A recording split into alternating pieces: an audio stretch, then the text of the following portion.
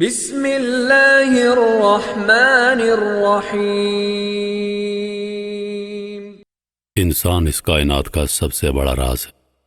یہ کیا ہے؟ اللہ پاک نے اس کو کیا بنایا؟ یہ دنیا میں آ کر کیا کرتا ہے؟ انسان وہ راز ہے جس کے بارے میں خود انسان نہیں جانتا۔ آئیے ملاحظہ کرتے ہیں کہ انسان اس کائنات کی کون سی چیز ہے۔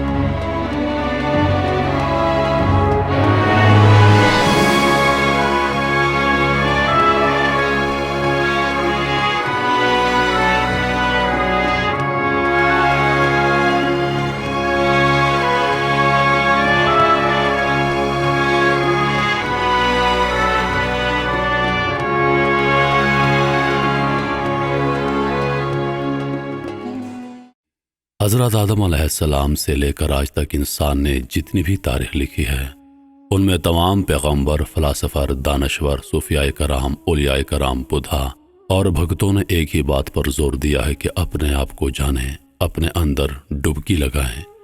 بے شک اس نظریے کو ہر مذہب نے الگ نام دیا ہے، لیکن معنی سب کا ایک ہی ہے۔ مسلمانوں کے اندر اسے عرفان نفس، عرفان ذات اور خودی کا نام دیا گیا ہے۔ ہندو اس نظریے کو آتم بودھ کا نام دیتے ہیں۔ قدیم یونان کے فلاسفرز نے اسے ناؤدائے سیلف کہا ہے۔ بدھ مت میں اس نظریے کو گیان کہا جاتا ہے۔ کچھ دانشوروں نے اسے اویئرنیس اور الائنمنٹ کا نام دیا ہے۔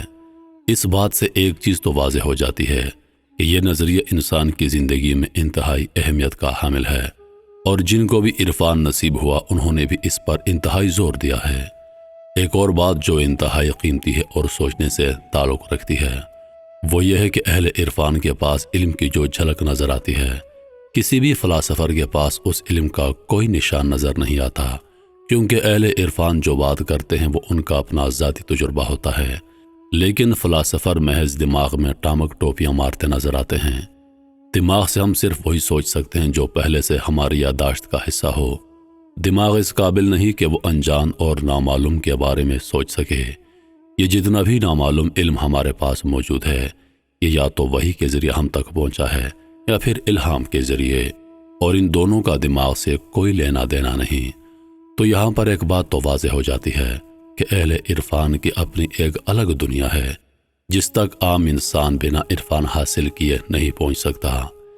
اس کائنات میں جتنی بھی مخلوقات موجود ہیں وہ سب جس طرح پیدا ہوتی ہیں اسی طرح مر جاتی ہیں، یعنی ایک بلی پیدا ہوتی ہے اور بلی ہی مر جاتی ہے، ایک گائے کی طرح پیدا ہوتی ہے اور گائے کی طرح مر جاتی ہے، تمام پودے اور درخت بھی جس طرح پیدا ہوتے ہیں اسی طرح مر جاتے ہیں، لیکن صرف انسان اکلوتی مخلوق ہے جو بے پناہ امکانات لے کر پیدا ہوتا ہے۔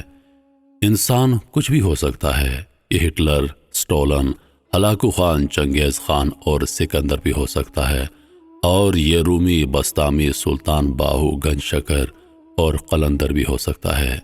یہ گرے تو اسفل سافلین میں جا گرتا ہے اور اٹھ جائے تو احسن تقویم کا درجہ پا لیتا ہے۔ انسان ایک بیج کی طرح ہے، یہ ایک تناور درخت بھی ہو سکتا ہے، اور یہ محض بیج رہ کر ہی اس دنیا سے رخصت ہو سکتا ہے۔ اللہ تعالیٰ نے اس کے بارے میں قرآن مجید میں کئی جگہ پر ذکر کیا ہے۔ کبھی انسان کو سب سے اشرف کہا ہے، کبھی انسان کو جانوروں سے بھی بدتر کہا ہے، کبھی انسان کو ذلیل کہا ہے، کبھی انسان کو بھولا اور کم ہمت کہا ہے، کبھی انسان کو لا علم کہا ہے، کبھی انسان کو احسن تقویم کہا ہے، اور کبھی اسفل سافلین کہا ہے۔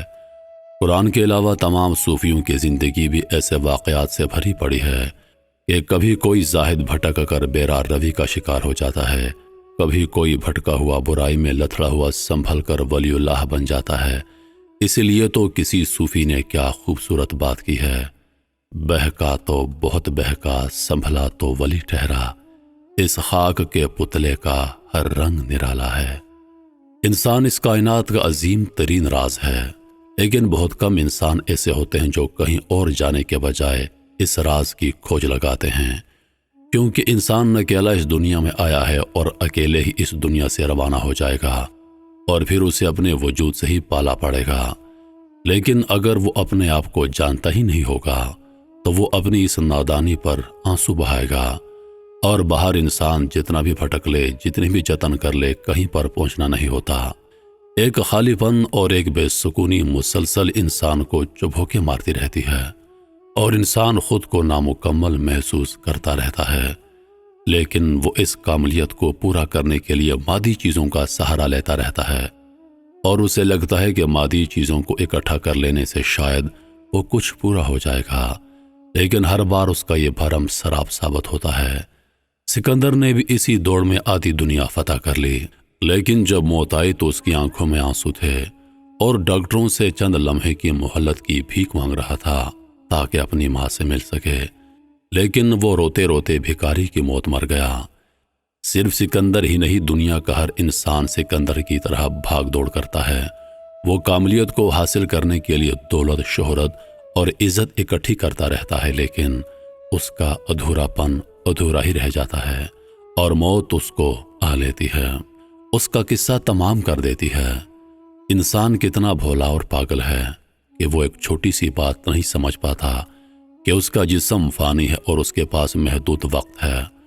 وہ صرف جسم نہیں بلکہ روح بھی ہے، پھر بھی اس کی تمام دوڑ دھوپ جسم کے آرام کے لیے ہوتی ہے، لیکن جسم تو جلد مٹی ہونے والا ہے اور وہ روح کی طرف دھیان ہی نہیں دیتا۔ تبھی تو وہ بے چین اور بے قرار رہتا ہے، جسے جدید میڈیکل آج ڈپریشن، انزائٹی اور ہائپر ٹینشن کا نام دیتی ہے۔ وہ بھی دراصل اسی روح سے دوری، حقیقت سے دوری اور اپنے مرکز سے دوری کا سبب ہے۔ لیکن انسان کتنا بھولا ہے کہ وہ پھر بھی اسی جسم کے علاج میں لگا رہتا ہے۔ روگ کوئی اور ہوتا ہے، دوا کوئی اور کرتے رہتے ہیں۔ ہماری روح ہماری توجہ کے لیے بلکتی اور تڑپتی رہتی ہے، اور ہم محض جسم کے بارے میں فکر مند رہتے ہیں اور اس کے علاج کے لیے اپنی تمام دولت خرچنے پر راضی ہو جاتے ہیں۔ سکون ہمارے مرکز اور ہماری روح میں ہے، اور ہم محیط میں ہی بھٹکتے بھٹکتے مر جاتے ہیں۔ اگر کوئی ماہر نفسیات یا ڈاکٹر اس بات سے اختلاف کرے تو اسے صوفیہ کی زندگی کا مطالعہ کرنا چاہیے۔ اسے معلوم ہوگا کہ ان کی زندگی دنیاوی چیزوں کے معاملے میں کتنی پرسکون اور آرام دہ ہوتی ہے۔ ان کو صرف ایک ہی بے چینی اور فکر ہوتی ہے، اور وہ ہے قرب الہی۔ اس کے علاوہ وہ ہر دکھ، درد اور ٹینشن سے آزاد ہوتے ہیں۔ 3 لفظ انسان، زندگی اور موت بہت بڑا فلسفہ ہیں۔ ہر فلاسفر، دانشور، صوفی اور رشی کا ان تینوں لفظوں سے واسطہ پڑتا ہے، اور یہی 3 لفظ انسان کو مجبور کرتے ہیں کہ وہ صرف مرنے کے لیے تو پیدا نہیں ہوا، کوئی راز ہے جو آیا نہیں۔ یہی جستجو انسان کو اپنے اندر ڈبکی لگانے کے لیے مجبور کرتی ہے۔ موت نے انسان کو مرنے سے پہلے جاگنے پر مجبور کیا، لیکن مجبور صرف وہی ہوتے ہیں جن کو اپنی موت دکھائی دیتی ہے۔ باقیوں کے لیے موت صرف ایک چھوٹا لفظ ہے۔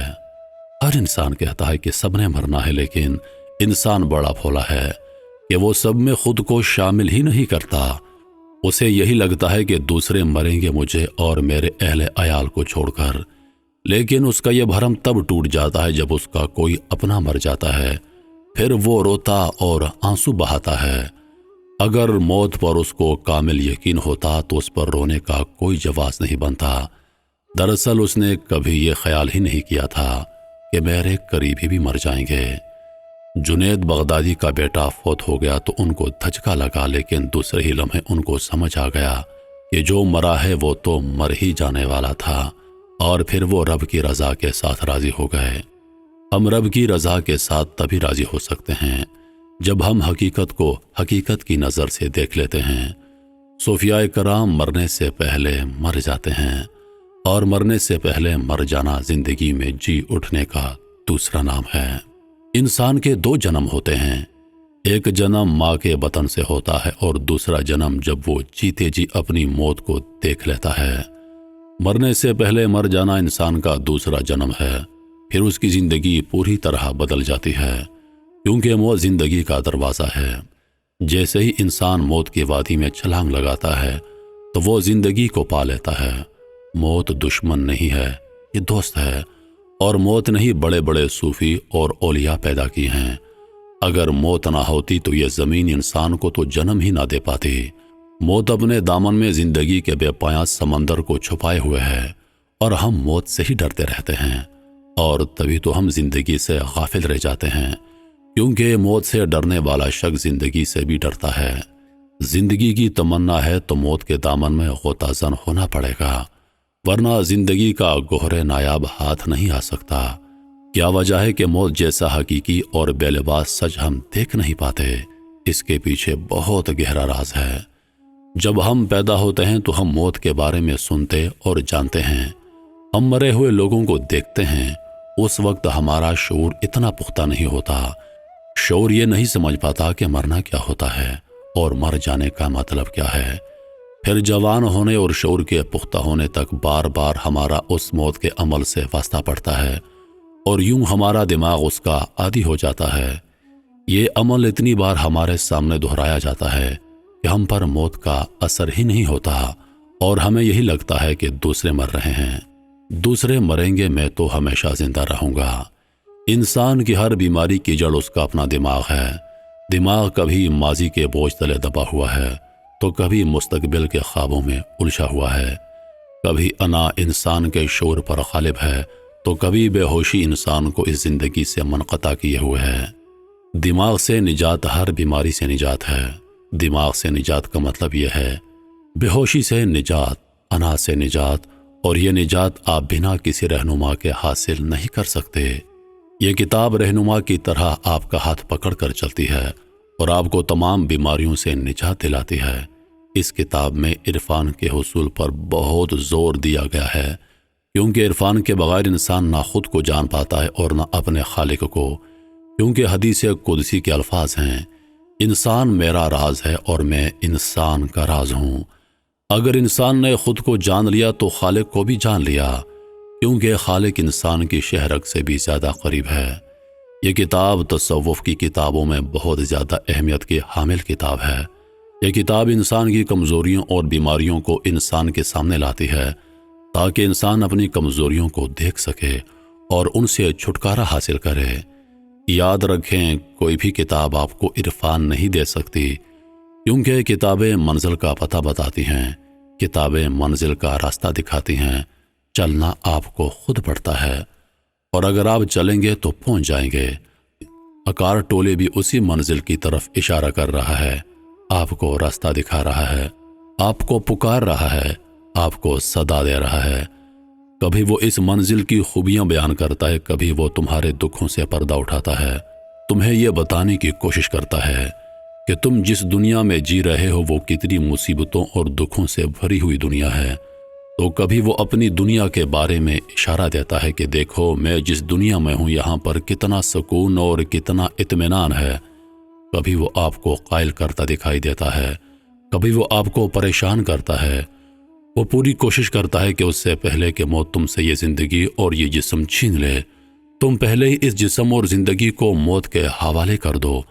اور یہ طریقہ صوفیاء اور اولیاء کا طریقہ ہے، یہ طریقہ دانشوروں کا طریقہ ہے، یہ طریقہ مفکروں کا طریقہ ہے، یہ اہل نظر کا طریقہ ہے۔ جو چیز موت چھین لے گی اسے وہ پہلے ہی موت کے حوالے کر دیتے ہیں، اور یوں وہ زندگی کو زندگی کی طرح جیتے ہیں۔ تم بھی اگر زندگی کو زندگی کی طرح جینا چاہتے ہو تو پھر عقارت ٹولے کی بات کو کان لگا کر سنو۔ اگر تم موت سے خوفزدہ ہو، اگر تم دکھوں سے تنگ آ چکے ہو، اگر زندگی تمہیں بوجھ لگتی ہے، اگر تم خودکشی کا سوچتے رہتے ہو، اگر تم ڈپریشن کے مریض ہو، اگر تم پریشان حال ہو، اگر تمہارا دل ٹوٹ چکا ہے، اگر تمہیں زندگی کا مطلب سمجھ نہیں آ رہا، اگر تم ہر چیز سے بیزار ہو چکے ہو، تو پھر اٹھاؤ اس کتاب کو، نکلو کسی پرسکون جگہ کی تلاش میں، ساتھ میں کھانے پینے کی کچھ پسندیدہ چیزیں لے لو اور اس کتاب کو پڑھنا شروع کر دو۔ دھیرے دھیرے تمہیں محسوس ہوگا کہ تمہاری ہستی کے بند دروازے کھلنے لگے ہیں اور عقارت ٹولے تمہیں ایک نئی دنیا میں خوش آمدید کہہ رہا ہے۔